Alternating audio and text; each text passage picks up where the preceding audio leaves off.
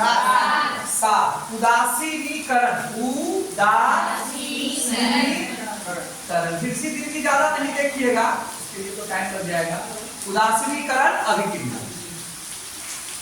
कोई दिक्कत? उदासीनीकरण अभिक्रिया जब पढ़िएगा बेटा, तो उदासीनीकरण अभिक्रिया होता है अम्ल में और क्षार में। पहले इसको समझने से पहले समझिए, मैंने आपको कहा था कि हमारे पेट में से, अमाशय में से हर वक्त कोई ना कोई अम्ल निकलता रहता है।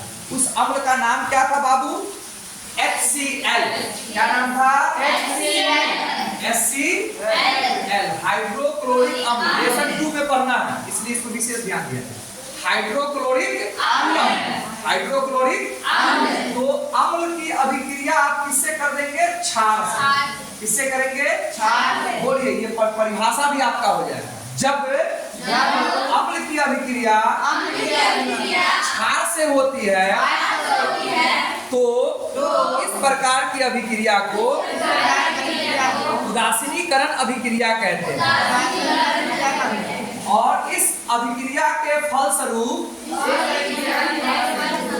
लवण और जल बनता है। अगला चैप्टर में पढ़ना है, इसलिए फिर से समझ लीजिए। अभी जो पढ़ाना है वो तो मैं पढ़ाइए दूंगा, अगला चैप्टर में पढ़ना है उदासीनीकरण अभिक्रिया। तो मैंने आपको क्या बोला था? पेट से हमारा अम्ल निकल रहा है। क्या निकल रहा है? तो उसको इलाज करने के लिए जो टैबलेट खाते हैं उसमें क्या है? क्षार। क्या है बेटा? क्षार है। गैस की जो दवा खाते हैं ना, उसमें क्या है? तो अम्ल के प्रभाव को कम करने के लिए जो हम टैबलेट खाते हैं तो उसमें क्या है? क्षार। अम्ल को कंट्रोल किससे किया जाएगा? क्षार से। हमारा पेट से जो अम्ल निकलता है वो थोड़ा थोड़ा तो निकल ही रहा है अभी भी, लेकिन अभी हम क्या करेंगे? मसालादार चीज, तला भुना चीज पदार्थ अगर ज्यादा खाते हैं, वो जो अभी चाइनीज आइटम्स का काफी डिमांड है, ठीक है? बुरी चीज देखिए कितना बढ़िया से बिक जाता है। भात दाल तरकारी लिट्टी चोखा नहीं बिकेगा, ठीक है? ड्रिंक दारू कितना बढ़िया से बिक जाता है, लेकिन दूध जल्दी नहीं बिकता है। ये समझने की जरूरत है, यही समझने की जरूरत है, तभी हमारा समाज, हमारा देश ठीक ठाक हो सकता है, ऐसा नहीं होगा। ठीक है ना? मैं मानता हूं कि अच्छी चीज लोगों को अच्छी नहीं लगती है, लेकिन जब तक इन बातों को नहीं मानिएगा हमारा समाज अच्छा होने को नहीं। आप अच्छे होने को नहीं है, समाज को गोली मारिए, आप मानिए, आप अच्छे होइए, आप अच्छे हो जाइए, आप अच्छे हो जाइए, आपको फायदा। तो अब वो जो ज्यादा निकल रहा है इस तरह की चीज खाने से, तो जब हम गैस की दवा लेते हैं तो उसमें क्या रहता है? तो उसको वो कंट्रोल कर देता है धीरे धीरे, ठीक है ना? तो अम्ल की अभिक्रिया क्षार से करेंगे तो क्या क्या बनेगा? लवण और जल। तो लवण को याद रखिए, NaCl लवण है। NaCl क्या है? लवण है। और जल का भी सूत्र आप याद रखिए तो आसानी से आप क्लियर हो जाइएगा, H2O। तो उदासीनीकरण अभिक्रिया किस किस के बीच में होता है? अम्ल और क्षार के। और होने के बाद क्या क्या बनता है? इस प्रकार की अभिक्रिया को क्या कहते हैं? उदासीनीकरण अभिक्रिया। उदासीनीकरण अभिक्रिया, उदासीनीकरण अभिक्रिया। कोई दिक्कत? ये आपको अगला चैप्टर में खूब पढ़ना है, इसलिए अभी हम पढ़ रहे हैं। बोलिए, अम्ल की अभिक्रिया क्षार से होने पर लवण और जल बनता है। ऐसी अभिक्रिया को उदासीनीकरण अभिक्रिया कहते हैं। हमको जितना करना है वो तो हम कर देंगे, लेकिन बच्चे उम्मीद पाल बैठते हैं कि उनके हिस्से का भी मैं कर दूं। उनके हिस्से का मैं कैसे कर सकता? कोई नहीं कर सकता, ठीक है? कोई नहीं कर सकता। आज के गार्जियंस, बच्चे भी यही सोचते हैं कि उनके हिस्से का ठेका कोई लिए हुआ। ठेका कोई नहीं लिया है, बस आपके मन की बदमाशी है कि आप यहाँ छोड़ाओ कहीं और पढ़ाओ। ये सिर्फ आपके मन की बदमाशी है। आपके हाथ में ये है, आप केवल ये कर सकते और कुछ नहीं कर सकते, ठीक है? आप आरोप लगा सकते हो, प्रत्यारोप लगा सकते हो, है ना? जिस बच्चे के हम बाप की उम्र के हैं, वो अपने बच्चों की बात को मान करके आरोप प्रत्यारोप लगा सकते, वो केवल ये कर सकते हैं और इससे ज्यादा कुछ कर नहीं सकते। बढ़िया आगे चलिए। तो क्षार है तो ये है आपका, आपको छाप तो पता नहीं है, नहीं पता है ना, मैं आपको चाहूं तो ट्रिक से निकाल सकता हूं। छाप हाइड्रोजन का दो, हाइड्रोजन का दो, ठीक है। क्लोरीन क्लोरीन यहां मिल गया। क्या क्या इधर फाजिल है, एगो सोडियम एगो ऑक्सीजन है ना। NaOH देखिए ट्रिक से निकल गया। फिर इन द ब्लैंक्स में कोई आपको छोड़ देगा, फिर इन द ब्लैंक्स में शुरू करें बच्चा, खत्म करेंगे आज। बताइए उदासीनीकरण समझ गए? बोलिए जब अम्ल की अभिक्रिया क्षार से होती है तो लवण और जल बनता है। ऐसी अभिक्रिया को उदासीनीकरण अभिक्रिया कहते हैं। एक बात समझ में आ गया बेटा। दूसरा बताइए HCl का नाम क्या है बेटा? अब हाइड्रोजन क्लोराइड बोलिएगा तो यहाँ बात समझ में आएगा। सूत्र में आपने क्या डाल रखा है? अब इसका नाम क्या बोलेंगे? हाइड्रोक्लोरिक अम्ल। उसकी अभिक्रिया क्षार से हो रही है तो क्षार का नाम क्या है? Sodium hydroxide. जी यहाँ उल्टा पढ़ेंगे, sodium hydroxide, hydroxide, sodium hydroxide, दोनों की अभिक्रिया हो गई। तो वो अम्ल था और ये क्या था? क्षार। तो ये NaCl आपका नमक है कि नहीं है? तो ये लवण हो गया और H2O आपका जल है कि नहीं? हो गया। अच्छा एक एग्जांपल, एक ट्रिक और बताता हूं, एक ट्रिक और बताता हूं। अम्ल की पहचान क्या है बेटा? अम्ल की पहचान है कि उसके साथ क्या रहेगा? H रहेगा। क्या रहेगा? बोलो ना, बोलो। ट्रिक है, ट्रिक है, काम कर गया तो बहुत जगह हेल्प हो जाएगा, है ना। तो अम्ल की पहचान क्या है? H plus, H plus, H है ना फिलहाल H, हर जगह का H। अब यहाँ पर जल में H है तो वो तो अम्ल नहीं हो जाएगा, लेकिन ये ट्रिक है, ट्रिक है तो बहुत जगह आपका काम कर जाएगा। तो HCl में जो H है ना, तो अम्ल की पहचान क्या है? ज्यादातर उसके साथ H रहेगा, है ना। तो अम्ल के साथ H प्लस रहेगा। कैसा आयन रहेगा? H plus. अब अगर मैं कहूं तो ये प्लस और ये माइनस है कि नहीं? है। तो हर जगह नहीं, लेकिन ट्रिक आपको काम कर जाएगा। अम्ल की पहचान क्या है? H plus ion. एक दिन यही बात आपको परिभाषा में पढ़ना है आगे। अच्छा, क्षार की पहचान है OH माइनस। क्या है बेटा? OH minus. बताओ तो ये प्लस में और ये माइनस में है कि नहीं? ठीक है ना। तो क्षार की पहचान क्या है? OH minus. और अम्ल की पहचान क्या है? H plus, H plus. आई बात समझ में? तो अम्ल और क्षार की पहचान आपके पास हो गया। अम्ल और क्षार के मिलने से लवण और जल बनता है, इससे आपकी उदासीनीकरण अभिक्रिया हो जाती है। उसके बाद एक और एग्जांपल है आपके बुक में, H2SO4। H2SO4, इसका नाम बोलिए तो क्या है? बोलो बोलो बोलो बोलो। मिल गया आपका सूत्र? थोड़ा भी गड़बड़ करेंगे तो मिलता।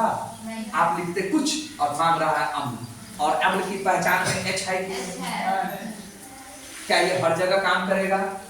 लेकिन ज्यादातर काम आपका कर जाएगा, ठीक है ना। और इसकी अभिक्रिया किससे करना है? क्षार। क्षार का पहचान क्या है? OH रहेगा। क्या रहेगा? KOH, potassium hydroxide. पढ़िए पोटेशियम हाइड्रोक्साइड क्या बनेगा? K2SO4, K2SO4, potassium sulphate. क्या बनेगा? और ये H2O क्या हो गया आपका? जल। क्या हो गया? जल हो गया। तो अम्ल की अभिक्रिया क्षार से हुई तो अम्ल की पहचान क्या है? और क्षार की अभिक्रिया पहचान OH है, ठीक है ना। ठीक है, दोनों की अभिक्रिया होगा तो ये क्या बन गया आपका? लवण। ये क्या बन गया? इसका नाम क्या बोले हैं? Potassium sulphate. पोटेशियम सल्फेट क्या है? इसको कौन नहीं जानता है? ठीक है। तो एक समय आएगा कि धीरे धीरे आप समझ जाएंगे, आप कोशिश करें, ठीक है। 7वां हो गया। 8वां क्या पढ़ाना है जरा? ये तो आप जानते भी हैं, प्रकाश रासायनिक। जब कोई भी रासायनिक अभिक्रिया में प्रकाश जरूरी हो जाए उसको कहते हैं प्रकाश रासायनिक अभिक्रिया। जैसे प्रकाश संश्लेषण, पेड़ पौधा अपना भोजन किससे करता है? प्रकाश से। प्रकाश की मदद से करता है। याद है ना, पेड़ पौधा अपना भोजन बनाता है। जड़ से क्या लेता है वो? खनिज लवण। किस रूप में? एटीयू के रूप में, जलीय विलयन के रूप में। नहीं, पानी में खनिज लवण मिला रहता है। पत्ता में क्या होता है? क्लोरोफिल। क्लोरोफिल, जिसके कारण वो क्या दिखता है? दो बात हो गया आपका। वायुमंडल से पत्ता में जो छेद होता है उससे क्या देता है वो? हाँ, बोलो। क्या बोलते हैं उसको? पत्ता में जो छेद होता है उसको क्या बोलते हैं? या ठीक है। और सूरज से वो क्या लेता है? प्रकाश। प्रकाश चाहिए कि नहीं चाहिए?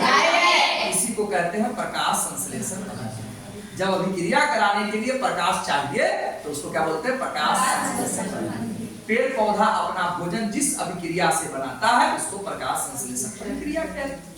ठीक है, बढ़े आगे। एग्जांपल देंगे, देखें लेंगे क्या? उससे पहले एक और एग्जांपल है। हाइड्रोजन की अभिक्रिया क्लोरीन से हो रही है। हाइड्रोजन की अभिक्रिया क्लोरीन से, तो जानते ही हैं हाइड्रोक्लोरिक अम्ल या हाइड्रोजन क्लोराइड बनता है। तो ये दोनों जो अभिक्रिया हुआ है बाबू, दोनों ऐसा ही हो गया है कि प्रकाश की उपस्थिति में हुआ है। तो उसको कहाँ लिखना चाहिए? तीर है ना। ठीक, ऐसे नहीं होगा। अगर हाइड्रोजन और क्लोरीन को अंधेरा घर में रख देंगे, अंधेरा रूम में रख देंगे, तो क्या अभिक्रिया वर्क होगा? क्या ये बनेगा? उसको सीखे। अभिक्रिया होने के लिए प्रकाश चाहिए। ऐसे अंधेरा में रख दीजिएगा तो अभिक्रिया नहीं होगा, ये नहीं बनेगा। अब देखिए आगे हम क्या और बता दें आपको। CO2 कार्बन डाइऑक्साइड, वायुमंडल से क्या लिया आप? Carbon dioxide. और H2O, जल से क्या लिया आप? H2O, वायुमंडल से कार्बन डाइऑक्साइड ले लिए। और जल कहां से लिए? जल के द्वारा ले लिए। और कैसी अभिक्रिया? सूरज का प्रकाश में लिए हैं आप? बोलिए, सूर्य का प्रकाश लिए। और इस प्रक्रिया से वो क्या बनाता है? भोजन बनाता है। भोजन C6H12O6, C6H12O6, उसके भोजन को हम लोग क्या बोलते हैं? ग्लूकोज या क्या बोलते हैं? स्टार्च। और क्या बोलते हैं? स्टार्च। और आप इसको कार्बोहाइड्रेट भी बोल सकते हैं। क्या बोल सकते हैं? कार्बोहाइड्रेट। बायोलॉजी में हम ज्यादा नहीं जाएंगे, बायोलॉजी तो मैं पढ़ाता नहीं, इसलिए प्लीज हम बायोलॉजी के हिसाब से नहीं जाएंगे। ठीक है, तो वो जो भोजन बनाया बेटा, उसके भोजन का सूत्र क्या है? C6H12O6। ठीक है ना।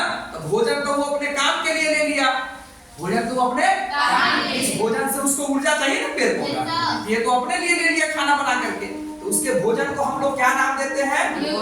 या कार्बोहाइड्रेट हो गया। और साथ में हमारे लिए वो क्या देता है? देता है ना, देता है ना जी। इतनी बात आपको समझ में आई या नहीं आई? बताइए, कार्बन डाइऑक्साइड गैस के रूप में है कि नहीं है? H2O आपका क्या है बताइए? जल में है, लिक्विड है। अगर उसको एक्वस कह देते तो भी कोई दिक्कत नहीं है, क्योंकि पानी में खनिज लवण मिला हुआ है, कोई दिक्कत नहीं है। ये आपका किस रूप में है? देखिए, एक्वस के रूप में है। उसका जो भोजन तैयार हुआ देखिए ना, होगा। तो ये आपका जलीय विलयन है। जलीय विलयन के रूप में आप पढ़े थे ना भैया, जाइलम और फ्लोएम नहीं पढ़े थे? जाइलम मतलब जड़ के द्वारा नीचे से जो जिस पाइप से जाता है भोजन, उसको क्या बोलते हैं? जाइलम। खनिज लवण जाता है पत्तों तक। अब पत्ता जब भोजन बना देता है, पत्ता को तो भोजन की फैक्ट्री कहते हैं ना, है मालूम? पत्ता खाना बनाता है, उसको उसका फैक्ट्री कहते हैं, उसका रसोई घर कहते हैं। अब वहां से खाना जब बन गया तो पूरे भाग में जाएगा। तो फ्लोएम का काम है कि वहां से चारों दिशाओं में फैल जाए। तो चारों दिशाओं में फैल जाना था किस रूप में? जलीय विलयन के रूप में। और हमको जिस छेद से स्टोमाटा से CO2 घुसा था, उस छेद से बाहर क्या निकलेगा? ये क्या है बाबू आपका? ये क्या है बेटा आपका? हो गया कि नहीं हो गया? ये जल अगर है तो L हो गया कि नहीं हो गया? लिक्विड। और ये कार्बन डाइऑक्साइड क्या होगा? इस तरह से आप पेड़ पौधा जो अपना भोजन बनाता है उसका भी आपने समीकरण देखा। अब एक लास्ट है, नाम है ऑक्सीकरण अवकरण। काफी टफ है और ये लंबा है, इस पॉइंट को कल क्लियर करा देंगे। अब बताइए 8 पॉइंट में आप पढ़ेंगे तो एक दिन ऐसा आएगा जिस दिन आपको एग्जाम में बैठेंगे तो क्या 2 4 5 नहीं डाल देंगे आप? 2 4 5 डालने में कोई बड़ी बात है 8 को में? बात समझ रहे हैं ना? अगर आपसे केवल ऐसे ही जनरल पूछ दिया जाए तो 5 को ना लिख दीजिएगा।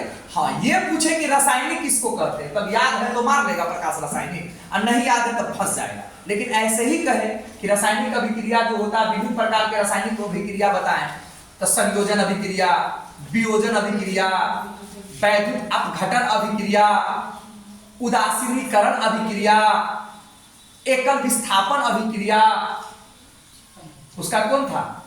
दुई जो था, दुगो जो था, दुगो जो उभय विस्थापन अभिक्रिया। बात समझ रहे कि नहीं समझ रहे? बात समझ रहे कि नहीं समझ रहे? प्रकाश रासायनिक अभिक्रिया क्यों नहीं लिखा जाए? जरूर लिखा जाए, आप पढ़ें। हो गया, बंद कीजिए आज का।